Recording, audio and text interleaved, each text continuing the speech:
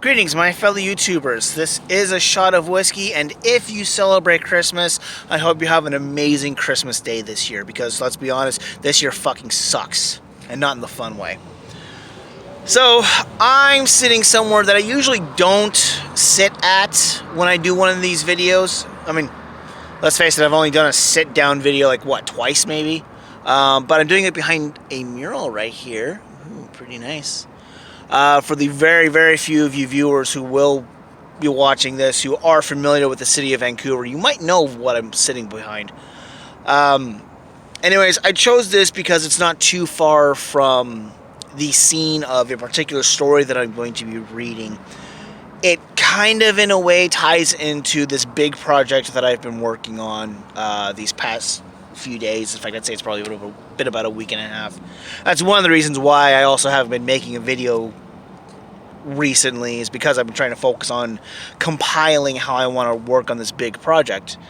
That, and also for about a week or so I was in a lot of pain because I had some oral surgery done and I just didn't want to fucking do anything.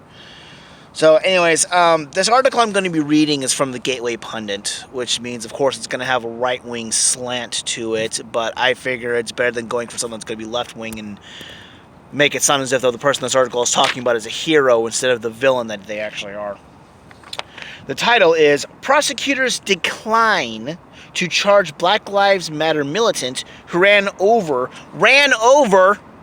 Proud Boy in Washington, by Cassandra Fairbanks. This was published on December 22nd, so I'm a couple days behind.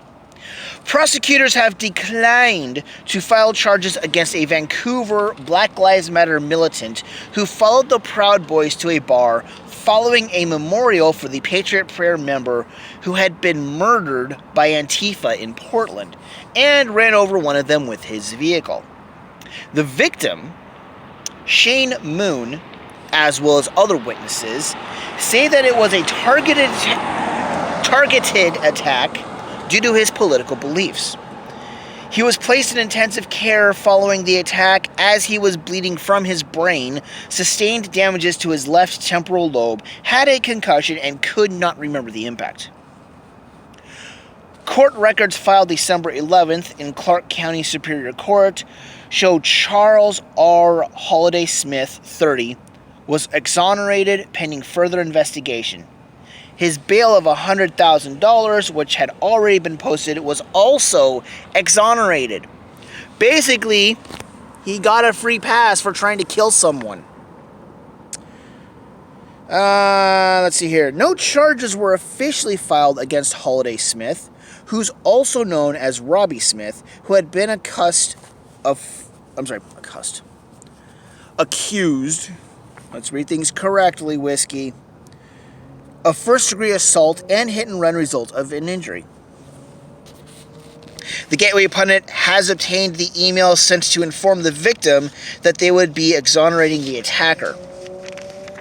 And then there's the email, which I'll go ahead and...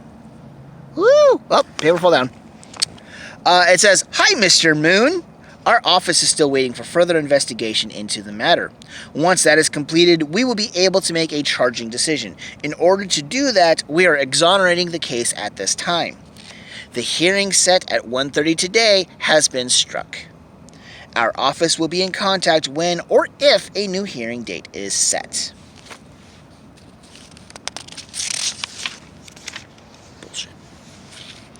As Gateway Pundit previously reported, Moon had just attended a memorial for the man who was murdered by Antifa member Michael Forrest for weeks.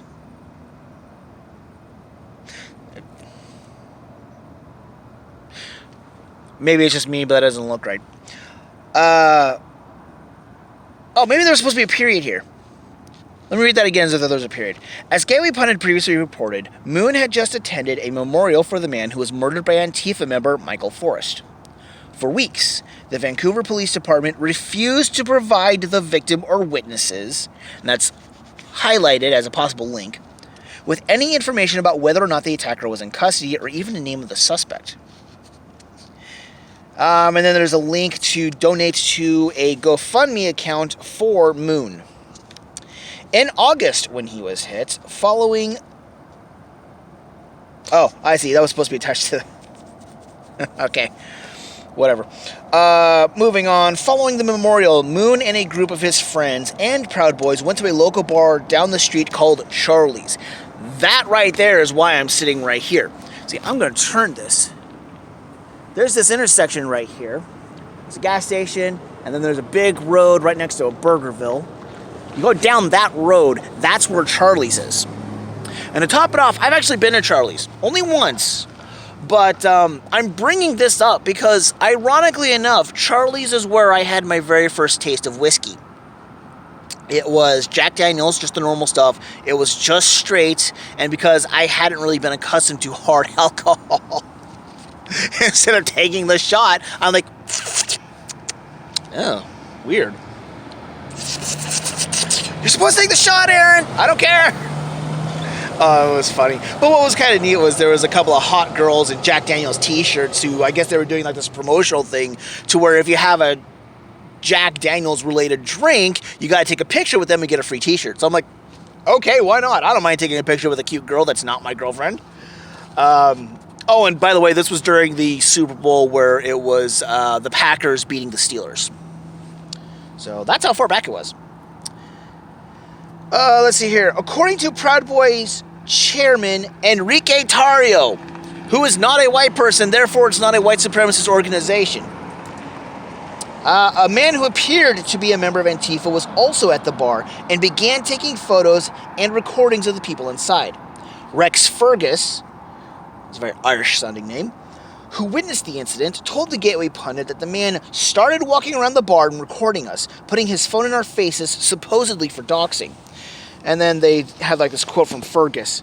As he was doing that, one of our guys confronted him and said, "Hey, get out of here. We don't want you filming us. This is a private establishment and we're not in public." Which is technically true. I mean, I don't know if this is like nationwide, but I know here in Washington, if you're in a private establishment, like a bar, you cannot record people at random. People can record me out here because I'm outside. This is public domain. But inside of a bar, you can't do that. Of course, then again, this is Antifa. They don't give a shit about laws. As the man was kicked out of the bar, good, there were several Proud Boys in the parking lot smoking cigarettes and just arriving from the memorial service. Fergus explained that the man had also become combative with them. Once the guy started his vehicle up and started to drive off, he hit Shane, Fergus said. Shane tried to get out of the way, and the guy ran him over. It's fucking disgusting. Fergus said that Shane's body went up on the... I could really use a shot of whiskey right now. Fergus said that Shane's body went up onto the roof of the truck and hit his head on the concrete when he fell. Gateway Pundit needs to work on their editing, I think. Immediately, he was unconscious. After he hit him, the driver of the truck gassed it and left the parking lot, leaving Shane on the ground, bleeding out of his ears, Fergus said. We immediately ran over and started doing everything we could to stabilize him. He was not conscious, but he was breathing, Fergus said. Blood was pouring out of his ears and his nose. His eyes were completely bloodshot. He could have died. Luckily, a surgeon happened to be at the bar and helped them get control of the situation until the paramedics arrived. Would have been a perfect time for someone to be like, "Is there a doctor in the house? Yo!" Of course, then again, when you're in one of those actual situations, who actually thinks of stuff like that? For weeks, the Vancouver Police Department refused to provide the victim or witnesses with any information about whether or not the attacker was in custody or even the name of the suspect. Didn't I already copy that part? People who wish to donate to Moon's GoFundMe can do so here. Yeah, whatever. Maybe it was posted twice. Anyways, I will be providing a link so you guys can actually read the story, look at the links yourselves if you want to. And maybe I did make some mistakes when I copied this onto some pages. But yeah, I'm sorry. It's clear and obvious that the guy was trying to kill these people. Or at least that one individual. Why the hell is he out? I'm sorry. I don't get it. Oh, that's right. He's with BLM and Antifa. Therefore, he can't do no wrong. Well, even if the Proud Boys were the white supremacists that leftist morons think they are, even then, that's no justification for trying to murder someone. I mean, unless the white supremacist was actually trying to murder someone because they weren't white. I can understand that. Hang on a second. Oh, I think I need to go get a drink. But yeah, so I'm hoping that justice is actually served.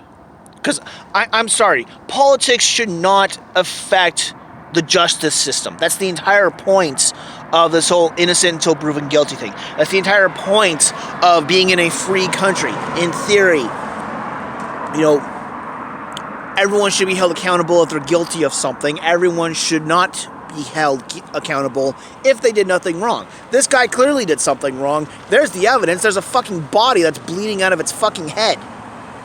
It's ridiculous. And you know, I saw some video footage not too long ago of Vancouver police arresting somebody from Antifa. No idea what happened. Might have actually been this particular situation, but the video that I saw didn't really give any details on it. But, you know what? I should actually try to see if I can find that video on YouTube. And if I do, I'll also include a link to that in the description so you guys will know what I'm talking about. But yeah, it's disgusting. It's horrible that this kind of thing can happen. I mean, honestly, I feel like I could be targeted by these same fucking lunatics just because I didn't support Biden, just because I don't support the Democrat Party, just because I say Antifa is a terrorist organization and should be treated as such. So, anyways, it is really cold out here. I want to get home. I want to drink. And I'm sure you guys are probably done listening to my babbling. So, peace out. And remember, if you abuse alcohol, it will abuse you back.